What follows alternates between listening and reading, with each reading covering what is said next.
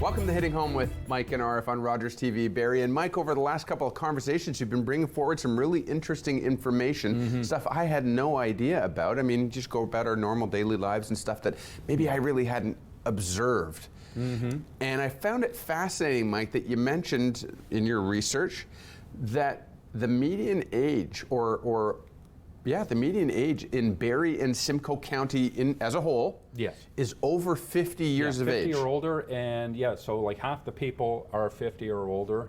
As compared to the median age in all of Ontario is about 40 years of age. 10 years younger. And another statistic that's even, sticks out even more is just within the city of Barrie proper, the average age, I believe, I got to check my notes. You said 20%.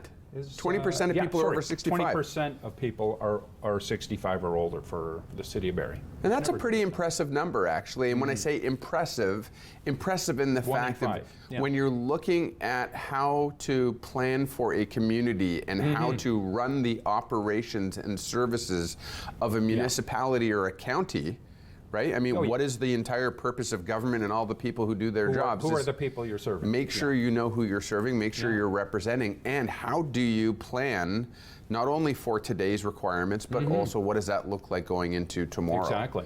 And the other question there one might have is, why is that? What is it about our region that is bringing so many people, that are in that demographic, that age range, to our region? And we started to list some of them, and we'll bounce them back and forth off each other, and some are quite interesting. And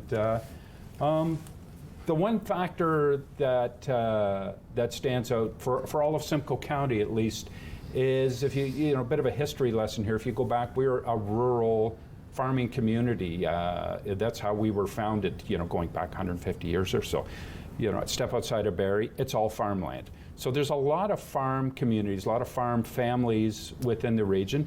And traditionally, over our history, mom and dad passed the torch to their kids who continued to run the farm. But it's only within the last generation or two perhaps, where that next generation doesn't want to take over and run the farm. They want to step away. They're going to Toronto. They're going elsewhere to get that post-secondary education and get a career. So meanwhile, the parents are staying back and aging in place. They've only ever known one community, and so you have a lot of, and even within the cities too, you got a lot of people who are multi-generational, been here all their lives. They have no plans to go anywhere else. They're staying in Barrie. Yeah, it is fascinating. I mean, if you look at the history in the area, certainly there's a big European influence, a lot of Dutch community members in the region. Absolutely, Ukrainians certainly, and as you mentioned, agricultural, and certainly we could do a history lesson on how that's happened and why.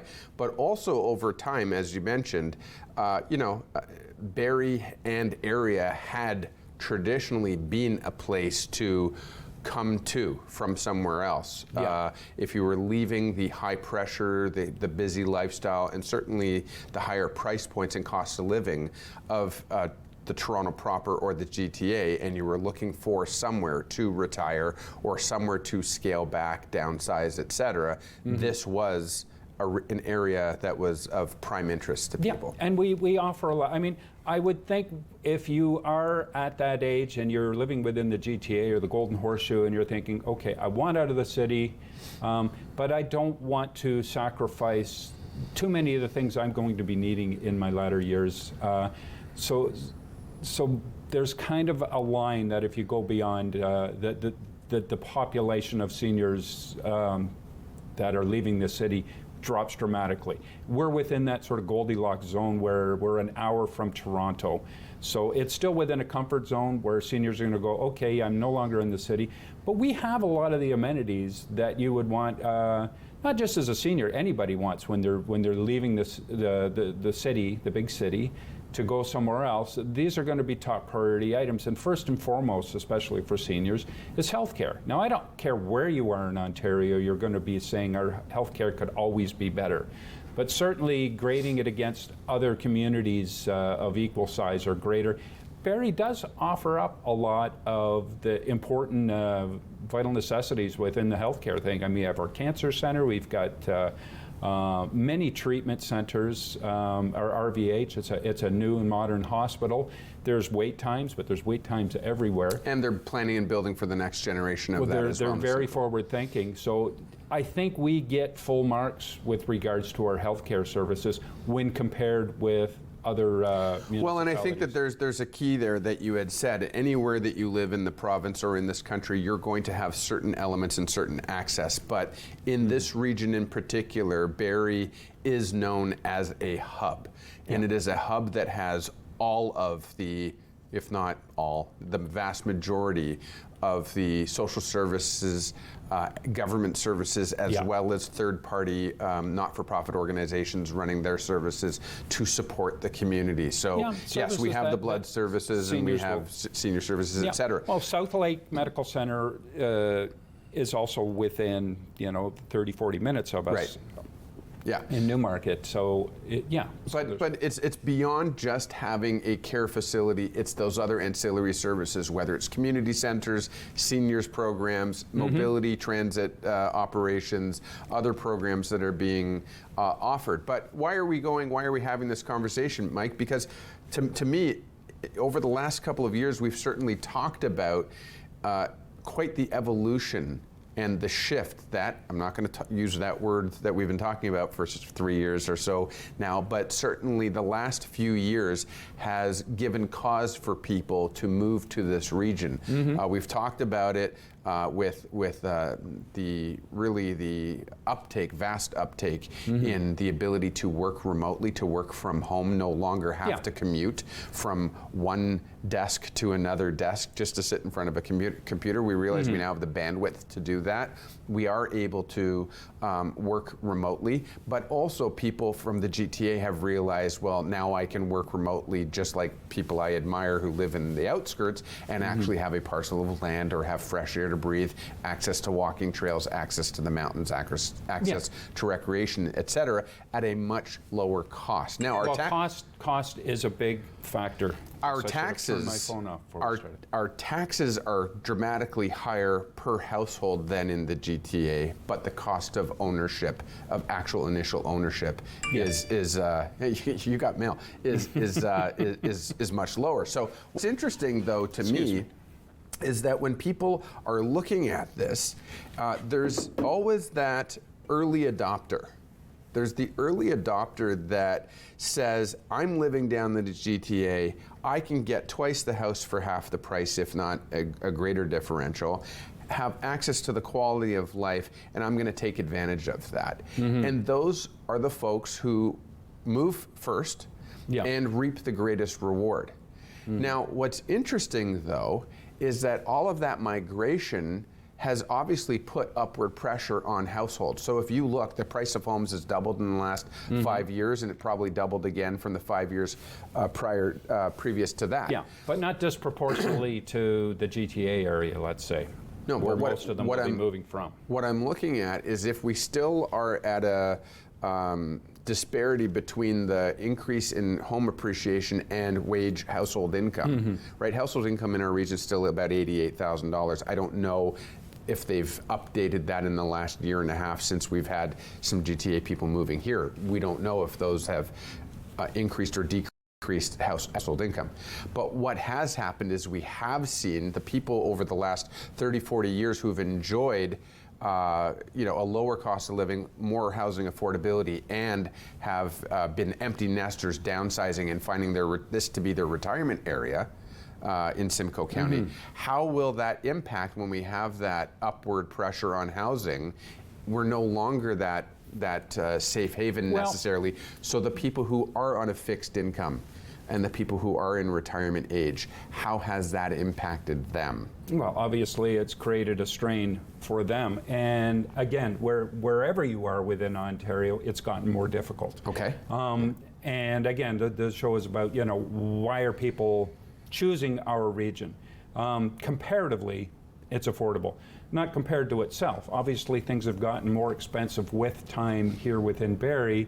But as the price to house and clothe and feed yourself has gone up here in Barrie, it's gone up increasingly so in the other regions where people are moving from. So we're still on that radar. And beyond just the financial, once you realize, okay, there's some savings to be had if we choose Barrie to move. There's also the other, I don't want to call them superficial, but they're the second tier things that people are looking for. You're aging, you want to know that you're in a community where there's like-minded people, where there's programs and services, not just health-related services, but social services, entertainment for you as a senior. You know, we've got good restaurants here. We've got all summer fairs and markets and everything else that you want to do to keep yourself entertained when you're retired and every day is Saturday. We've got golf, Mike. I'm surprised you missed that one. We've got probably the most golf courses. I was getting into that because I was going to tie that in with climate. I mean, people were stigmatized that, oh, you're Barrie, you're anything north of the 401 is the Arctic to a lot of Toronto residents, but our climate is rather temperate. And even though we do experience our winters, there's a lot to do in the winter here, as we touched on in other shows. And, you know, skiing is at our doorstep, snowmobiling, all of those outdoor winter activities are there. And then, of course, golf and, you know, hiking, anything. If you're still active, you can get out and do all of those activities. We are at the center. So one of the things that I'm hearing you say, by the way, and I think it's appropriate that you're saying it, is that when we're talking, and what the theme of the show is for today, we're not necessarily talking about people who are in immediate need of assisted living care facilities, no, et cetera. We're going to touch on that for sure. But if the median age is over 50 and if 20% are over 65, we're living longer today than ever before, and we're talking about active lifestyle. We're talking about active seniors. So yes, you are right. Active lifestyle, and also in those latter years, you're living longer. It costs you more to live out your life than it once did. Well, we're going to get into that, you can be sure. But in the meantime, ability to golf, ability to access the waterways and enjoy a sailboat or a boat ride. We can't forget that. Casino, absolutely. What are you doing? You got to spend your children's inheritance somewhere. Absolutely. So we've got 2 casinos within a half an hour, 40 minutes of us right here. What I'd love to do, though, Mike, is when we come back from this break, let's talk about, because you had some great questions and ideas on what should both or all levels of government be doing, but certainly locally in this area, given the fact that our numbers are what they are. What should government be doing to prepare, and all what responsibility, if government represents the needs of the people, what responsibility should the people be tasking government with to ensure is ready, not only for ourselves, but for the upcoming or the next generation? As it relates to living in general, and more specifically as it relates to housing and housing needs. So if that's on your mind, we're going to ask those questions on your behalf. We're going to think about what you might be thinking about, and we'll have that conversation. So stay with us for more on the topic, with more from Hitting Home with Mike and Arif on Rogers TV Barrie.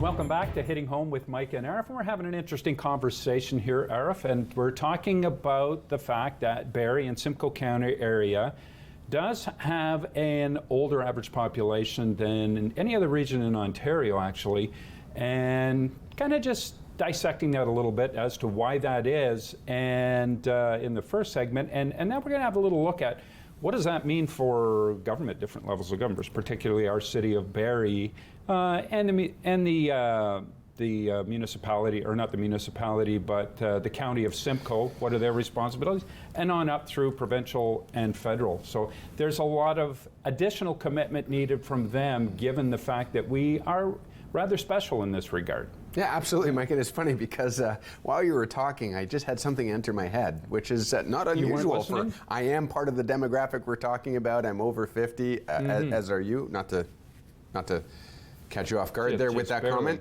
Yeah. Nobody's business but yours.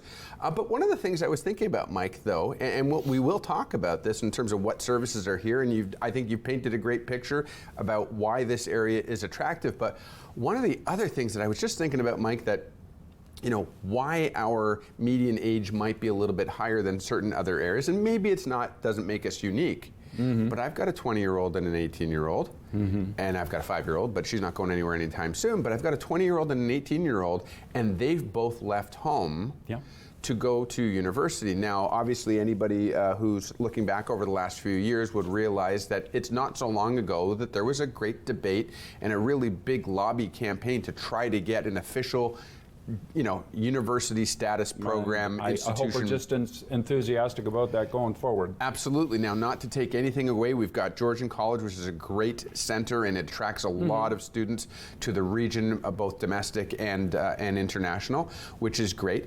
But there's still a large population, or a percentage of that population, that as they grow old enough to go into post-secondary, they are looking at other regions. And then when they go into those other regions, they're probably just sort of magnetically attracted to stay in those areas for work. Politicians take note. We're losing our brain trust and our resources once they hit that age. They're going elsewhere for opportunity. And I'm sure someone will launch a campaign against that statement that, we're attracting just as many. Well, we're not. They are going to other regions, and it's natural and it's normal. What we are also finding, though, Mike, I'm sure you've talked about it with me on this show, is that we see the gentrification. We do see young professionals coming back into some of the classic neighborhoods and sort of breathing new life into taking those older homes and modernizing or updating them, et cetera. So we do see that shift that comes back. But again, that's changing the weighting of that average demographic. Is that not?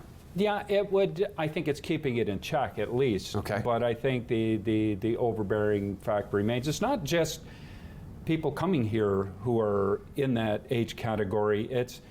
There's a lot of boomers in this community already. They're throughout the country. I mean, that's a big segment of our population. Those in that 50-plus age, they're morphing into that age range. They're growing. With each year, they're becoming senior citizens. So even if we didn't all the supplements, no matter what, we're still getting there, There you go. Even if we close the door to people moving into the region, that statistic is going to continue shifting in that direction anyways. Just time itself is going to take care of that. Okay, so I've thrown you off track, but I thought that might actually be part of the math that has to be taken into consideration. Well, it is, and then again, hopefully our government sit down and they plan going forward. And to be fair, I know that there are programs at all levels that are focused on this. We're not opening the eyes of government to something they haven't already been considering and are totally aware of. But Mike, if you look at some of our friends to the south who used to live in this region, and they're certainly leading the municipality down there in Brampton area, they also have had their eye on a university campus,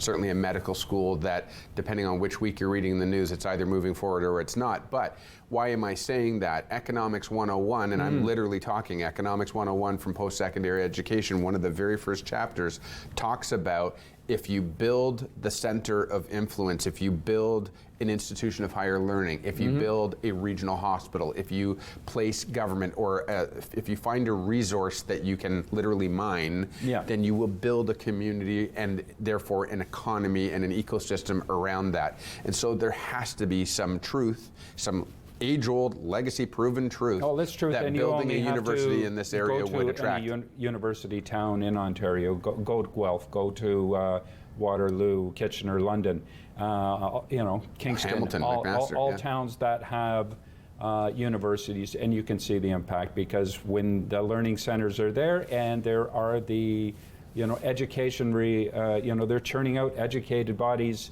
Companies are hungry for those people, and rather than wait for them to come to them, they will go to those communities and set up So shop. why is this important, though? Why is this important?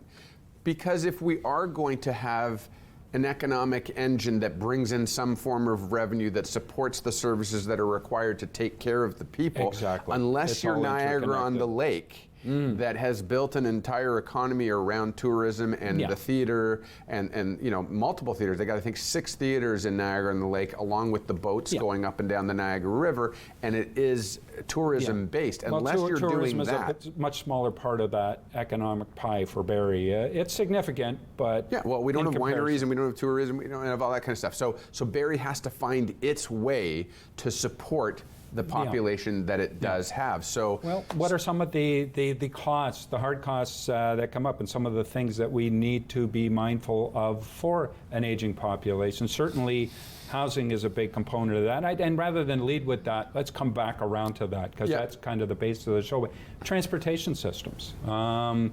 And I mean, if you're in Toronto, you've got a subway that runs from one end of the city to the other and from south to north. Public transit is a lot easier for you as a senior in Toronto than it is here. Our transit, we're a car-centric community here. We're revolving more towards having better and better transportation systems, public transportation, but we're still not where we need to be. You know, I've got two frames of mind on that one. That's the one job I would hate to have if I lived in this city and if I worked for the municipality, or if I was smart enough and innovative enough, I'd want to be that person in terms of the one who's planning our public service and transit system. And the reason why I say that is, as compared to Toronto or any other city that isn't around a bay, when you have a grid pattern, it's a much different calculation to plan for. We're bicycle spokes off the center of the bay, if you We are, and we have to wrap around, and there are still people who will tell you that they need to get from south to north or north to south, and you've got to take this sort of milk route around it. Yeah, it's not easy. So, but you know, for years we have, I mean, it is an obligation. We have to take care of and provide service for those who depend on it, who for whatever reason don't have access to a car, whether it's cost associated or mobility issues or whatever it may be. We should be providing effective transit. Now, we've done a lot of effort in recent years. We've put forth a lot of effort in recent years to improve the bike system and the paths and the trail system. Not perfect, but progress has been made. Yeah. But in terms of transit, we still have an interesting dynamic there with large buses that cost $300,000 minimum, if not more. I don't know what the price is in the last 10 years. There's efficiencies we haven't realized yet with regards to our the bus hardware. Might actually cost closer to $800,000 a year to operate when you think of staffing, the price of the vehicle, the maintenance, et cetera. But like the vehicle itself is one thing, but what is the capacity? You know, the average bus has 2, 3, 4 people on it. We'd have to look at those stats. Yeah. If you were to take care of the needs of the people who need to get from hospital to here to there or whatever, is it better to be on a fixed route, or is it better to have sort of a dial-a-ride type of a van system, or a mix of the two? In many regards, we had that. The system is augmented. There's been a shift. You think of the traditional taxi service that's always been there. That's being, I don't want to say replaced, but certainly they have their competition with the Uber type of drive. Well, let's talk about it, Mike. Call for a ride, and it's effective and it's affordable, comparatively speaking, compared to owning your own vehicle. And if you can't drive, it's still manageable. Well, so let me put some things into perspective, though. To Barrie. Let me put some things into perspective. Sure. Innisfil tried it and it failed miserably. They tried it with all the best of intentions to run it as an Uber system. How long ago? 2-3 years ago, they contracted Uber to do it. Here's the thing. The obligation is whatever you charge one resident to access transit, you have to charge the other. So the bus has economies of scale, theoretically. The Uber, consistency. So what they were doing is they were charging, and I think Barrie would do this as well if they couldn't get to you and they needed to send you an Uber, they'll charge you the nominal fee, $2-3, to access what you would have paid the bus system, and then the city picks up the tab for the differential on paying that ride, that fare.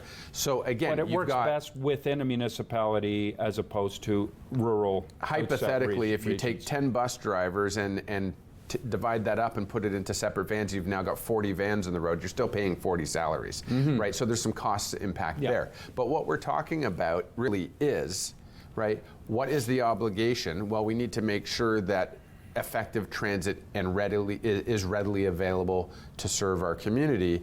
Is the current system working? If yes, great. If not, what are we doing? And a component of that is not just getting you, the person who needs the service, from point A to point B. It's getting goods to you, delivered to you as well. And we're seeing more. We have different models for food coming from restaurants. We have grocery delivery services that didn't exist or minimally existed 20 years ago. So the ability, and then of course there's Amazon. Don't mean to plug them, but their shares just went up right there, I'm sure.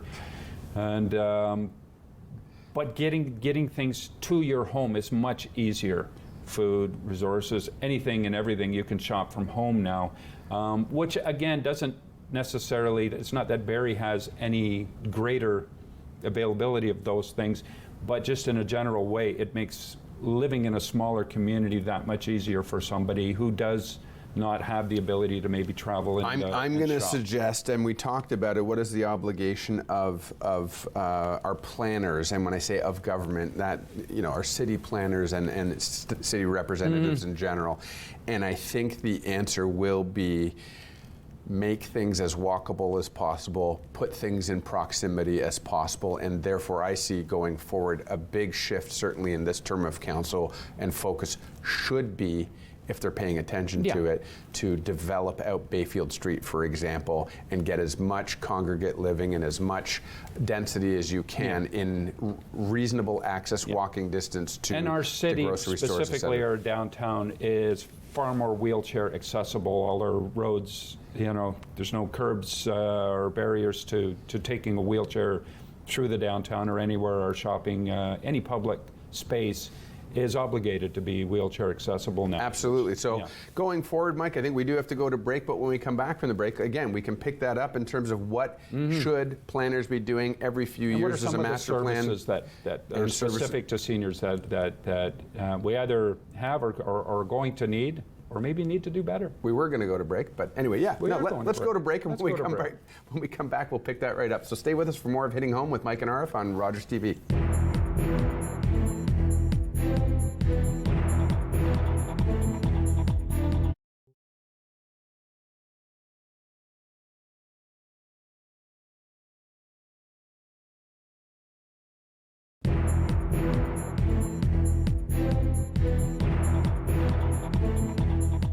And welcome back to Hitting Home with Mike and Arif on Rogers TV. You kind of had to be there. So we're talking, though, about the reality of living this community and the reality of the numbers telling us where we're actually headed, and the question that brings forward of, are we planning, are we effectively planning for that trajectory that we're on? So just before we went to the break, though, you kind of posed the question, or maybe it posed it in my own head, and I brought it forward about the fact that my supposition is that we need to, or my expectation is that we need to make sure that, you know, if we were to stay on the same trajectory and sort of the same ratios of how we provide services for the people, but the reality being that the people's needs are changing, then we're going to fall out of balance, right? Yeah. So in order to stay in balance, well, how do we, it always comes down to resources, right? Yeah. So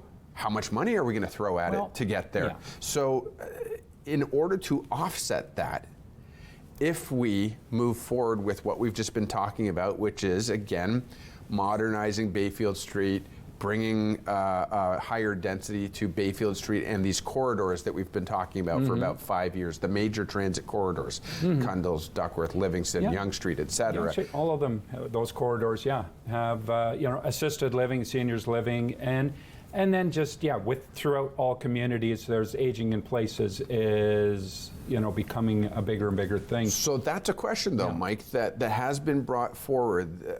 Government has said it is not likely that we will be able to build and fund building enough senior-centric assisted living centers to keep up with the demand.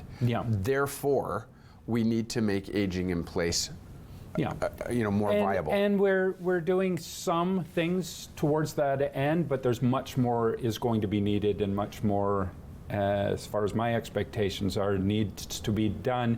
I mean, I work in real estate, so I deal with a lot of seniors who are transitioning from a home. I deal with a lot of seniors who, at some point become widows. They're in a home all by themselves, and there's special needs for them. Beyond just physical needs, there's social and emotional needs to support those people. And Barrie does an okay job. We can do a much better job, and we need to be on the ball with that.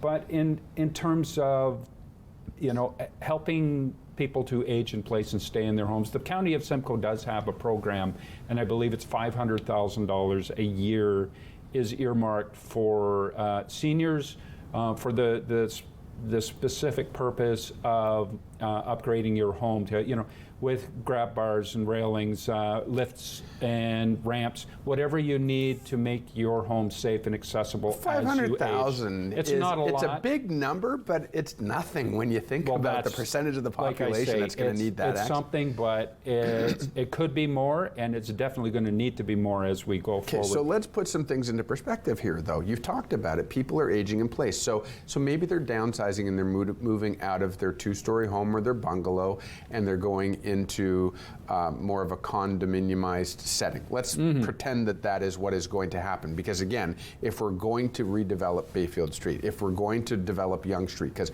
drive down Yonge Street, it's all boarded up, that we're going to see more of that. Oh yeah, there's transition happening. Again, keep this in mind, okay? Taxes are high for someone who's living on a fixed income. We are proportionately higher than living in the GTA because we're not spreading out our services over 1 million or 3 million people or 2.5 million people. It is not reasonable for the average person whose household income was $88,000 a year to tap into OAS, CPP, and whatever they can extract out of their home to pay an average of $4,500 to $6,500 a month to live in an assisted living facility. Not for any great length of time. No. No. So there's the kicker, though, because we are living longer. Dementia and Alzheimer and other age-related realities still exist, but we're living longer. Yeah. So, yes, we can build all sorts of condos, but if they have to be staffed and if we have to provide assistance to that living, again, the numbers so far for me aren't adding up. More number needs to be, implemented from, the federal level down to the provincial level, and from the provincial level down to the municipal level to offset those costs. They are offset to a degree now, but it's getting very expensive. So I'm smiling for a reason, because we still haven't talked about, from my perspective, the elephant in the room, and something that we have been talking about over the last several months. Now, don't roll your eyes, not here we go again, but you and I have been talking about the fact that in Canada, if not all of North America, we live in a fashion or a manner that is actually not normal compared to the rest of the world. You've heard me say it a few times, and I'm going to say it again here. We live for the moment. Great. Well, somewhere in there's a Sun Tzu saying or whatever that tells us that maybe we should or shouldn't be doing that because we haven't prepared for the future. I'm looking at it from this perspective. The numbers don't add up.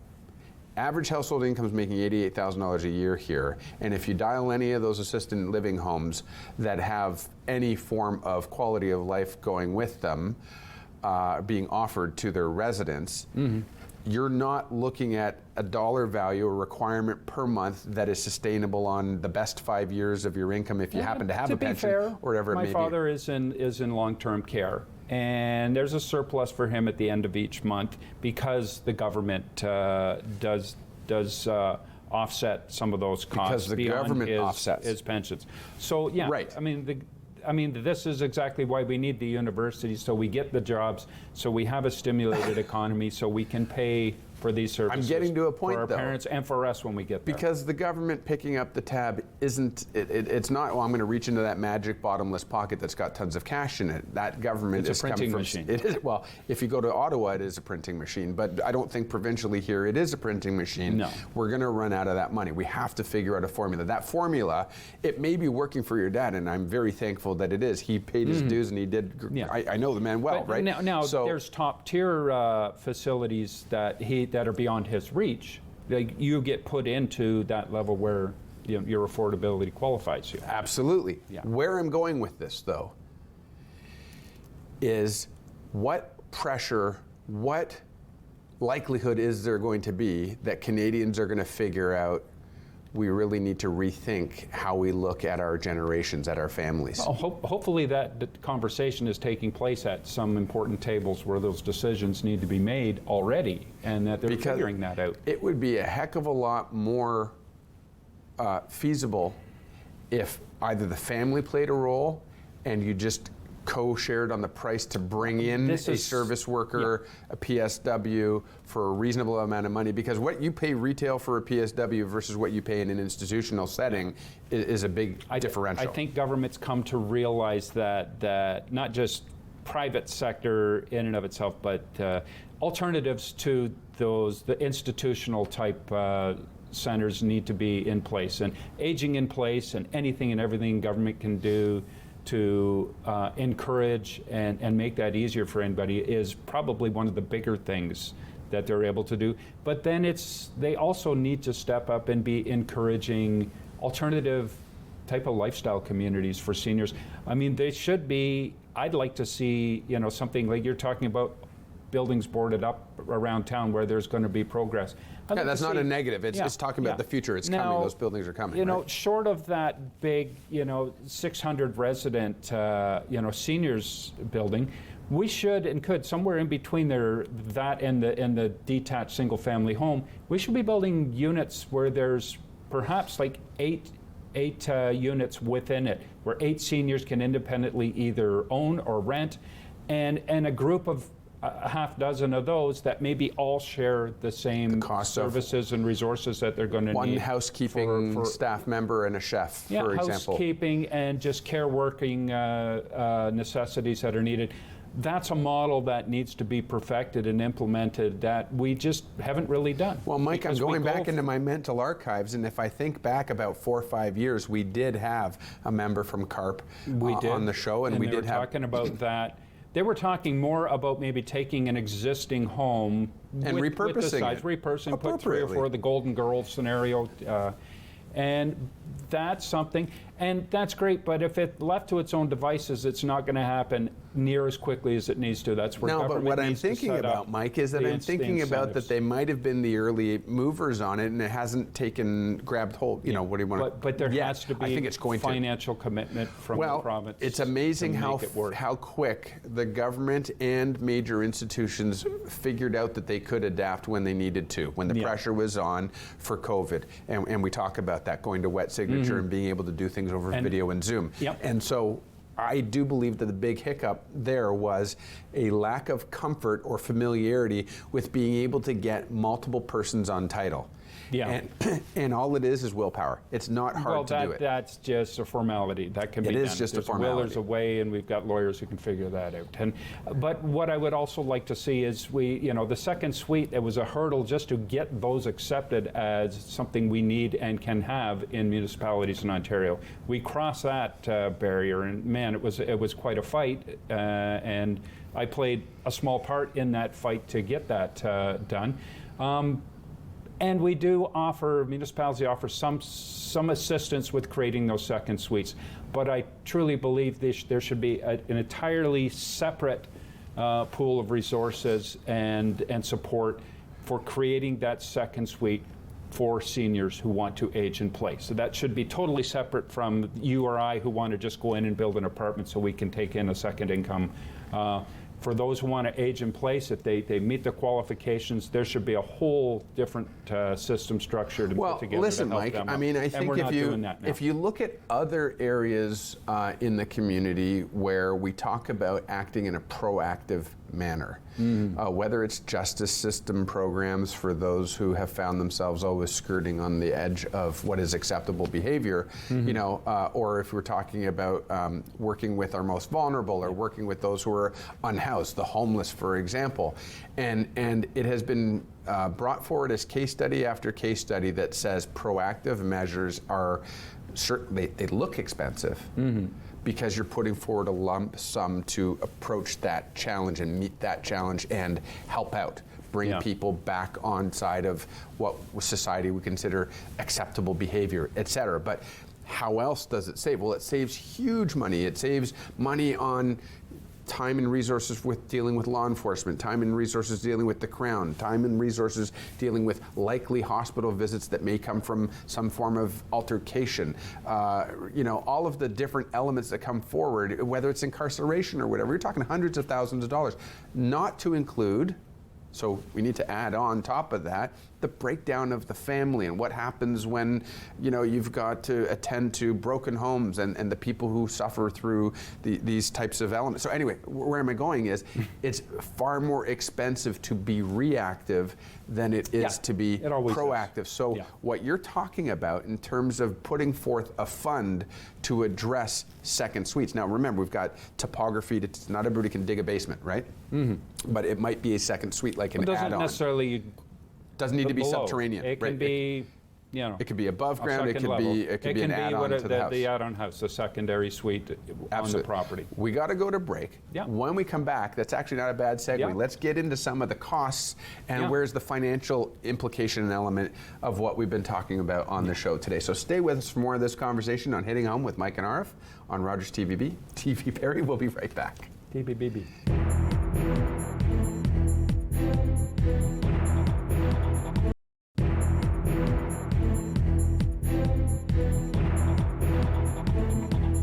Welcome back to Hitting Home with Mike and Arif. We're having an interesting conversation here, and we're all a little bit older than we were when we started. And that's exactly what we're talking about today, is the challenges of getting older and our needs as we get older. And certainly, as we pointed out earlier, we are all living longer. I think the average age, 75 years ago was probably under 50. Now I think our average age is over 75. It's over 75 for certain. So the longer we live, the more it costs to live out our years. And we're talking a little bit about some of the costs and challenges financially of that center around just housing. A lot of us are within our own homes that we still own, but may need to make some adjustments and some changes to our living. Be it aging in place and retrofitting a home to accommodate you in those latter years, or maybe moving to a whole new thing. And let's talk a little bit about that. Where are the resources? If you haven't, if you don't have a pillowcase full of money under the bed that you've been saving over the years, but you are a homeowner, you do have that home equity. So how do we tap into that in order to augment our living as we get older? Well, I think, Mike, that it is an interesting picture that has been painted, and we're certainly not the artist in it. We're observing and we're bringing to the conversation the different things that we've observed. So we've covered a lot of things in the show, whether it's about how we got here in terms of the ratio and demographics, in terms of who makes that up. Is it people that have been legacy, multi-generational people, families living in the area, or people migrating to the area to see some cost savings or some quality of life improvements happening for a similar or better price point from their perspective? We also talked about the fact that the household income is what it is and hasn't skyrocketed at the same rate as the appreciated value of homes based on demand. Nor has our CPP and Canada Pension and all of the ongoing incomes we rely upon after we stop working. Listen, life can be a shell game all we want, moving money from one pocket to the next, one account, one credit card to the next, etc. But at the end of the day, there is a point where it all comes home to roost, for lack of a better word, and we have to do some accounting at the end of it. So in terms of, is our municipality prepared to service the people? Are we prepared to service ourselves? Who are we as family members that are we taking care of, or are we not taking care of? Where are we tapping into it? Because the money's got to come from somewhere, or the level of service or quality has to be adjusted somewhere, somehow. So we talked about a bunch of things, and you're absolutely right. There are some people who have the ability to pay $6,500 a month. There are other people who are paying what they can pay, and they're being topped up by whatever reserves or lack thereof are available in the government coffers, and we're growing a debt to account compared for that. To many other G7 nations, Canada does fairly well. We're not doing at the okay. Top. There's Scandinavian countries, I think, that do far better than us in taking care of their and what is their rate of taxation, et cetera. Here's what we have to take into consideration. We're aware as a government that we're not going to build enough homes in enough time, and I also think there's another conversation that goes on that says, let's pretend we go and rush and put all those shovels in the ground and build all of those homes. What happens when that ratio shifts, where we no longer have a disproportionate number of seniors, and then what are we going to do with all of this empty, housing or services that we've built, right? So that it is in consideration. It's But not will that it shift?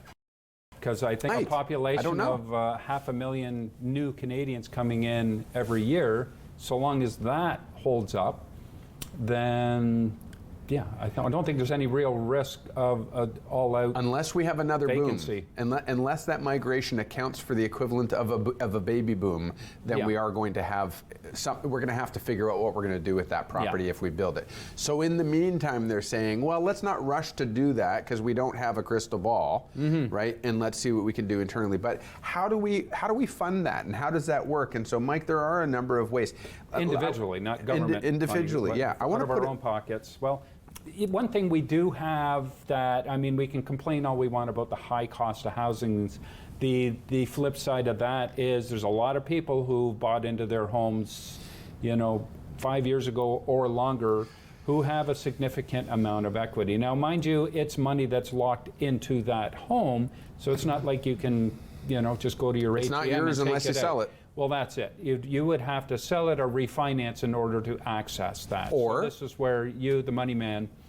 Well, or there are other opportunities there. And I think that, again, this is a conversation that needs to be had. There are a lot of people who sort of got, an uneasy feeling about the conversation around reverse mortgages. And why? Well, all you had to do was watch news from south of the border, or, and we start to have our minds impressed upon about what that would be like here. I just don't like the Canada. taste of borrowing your own money. But listen, you spend 30 years trying to pay off your mortgage, and then you're going to go and get a mortgage, right? Pay interest on the money you've already paid interest on. So first and foremost, it's very important. Our banking system has been and will continue to be, for the foreseeable future, very different from that of our American friends and neighbors. Okay, so a reverse mortgage there is different than here. However, what is the idea of a reverse mortgage?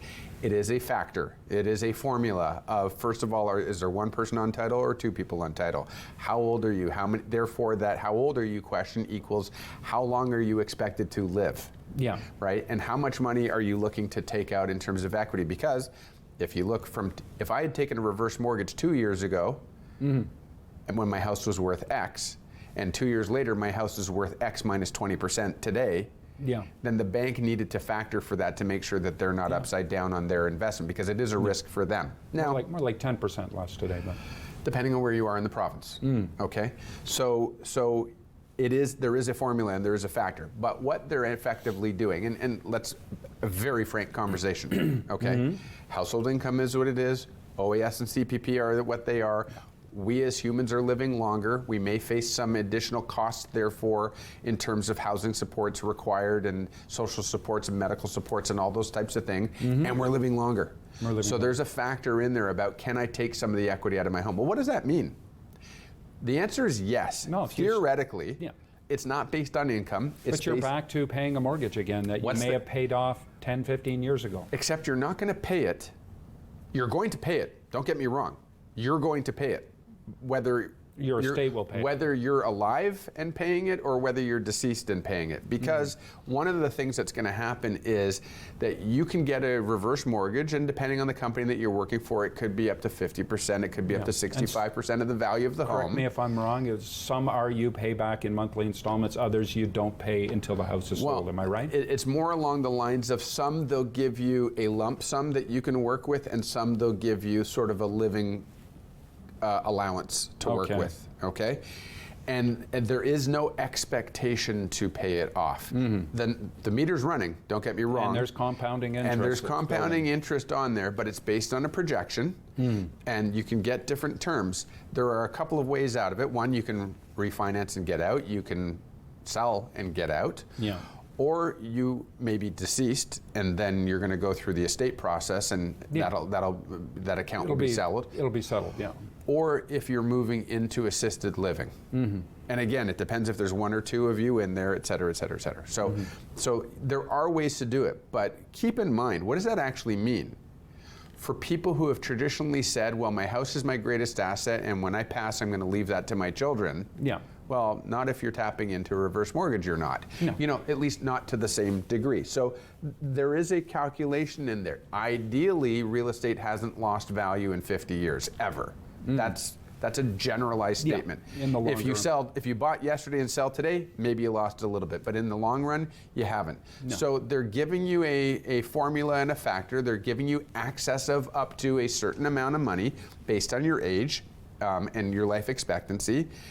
And then there's an expectation that the house will continue to appreciate. So your burden shouldn't be such that you owe money at the end. You just have to pay back what you borrowed from your own house. And in terms of looking for financial resources, one other opportunity for that homeowner who is perhaps choosing to age in place is, again, as we touched on earlier, building an additional suite within the house. That's going to create an income stream coming in. I mean, at today's rental rates, you take some of the equity from your house, $50,000, $60,000, build that suite in your lower level. If you determine that your building is such that it will accommodate a second suite, you build that, and you're drawing $1,500 to $2,000 a month from that base. Listen, Mike, you could go into assisted living, or you could go and move in with somebody else if you had a friend who's also a widow or a widower, or whatever reason you want to move in with a friend. Cooperative housing and rent is it another out. big thing. But The you co-op could thing is becoming bigger and bigger. You could theoretically move into assisted living and continue to have income coming from your property that you rent out, depending on how things work. But one of the other things that I think people should take into consideration as well is that you can apply to the city for property tax relief, a freeze. So if your property taxes are sitting around $5,000 a year, the city might, depending on where you are, if you're a senior, you could put a freeze on your property. Is that a forgive? No, it's not a forgive. It's just a delay. It gets paid upon the sale of the home or your estate. There would likely be, if I'm not mistaken, you check with the city, still an interest rate associated with it. It might be 18% per year or 1.5% per month. That is the standard rate right now. But you may be able to defer your payment. So those are certain things that you can consider. So to wrap it up before we have to close out the show. There's opportunity for you and me when we reach that tapping threshold. into the county's opportunity. Yeah, exactly. No kidding. Tapping into the county's services for retrofitting your home, putting a second suite in the home, which the province and the municipality is making more accessible. Cohabitation is something that people should be looking at in terms of with other seniors. I think we will see a shift. I don't think you can jump in and do it today necessarily. But it's something that we should be looking at. We're a great community too. So Mike, I think this has been a great conversation. I think there's lots to continue talking about, but we do have to go. So I want to thank everybody along with you. I think we had a great time. Give us a call if you want to talk more about this. We'll see you next time on Hitting Home with Mike and Arif. Take care.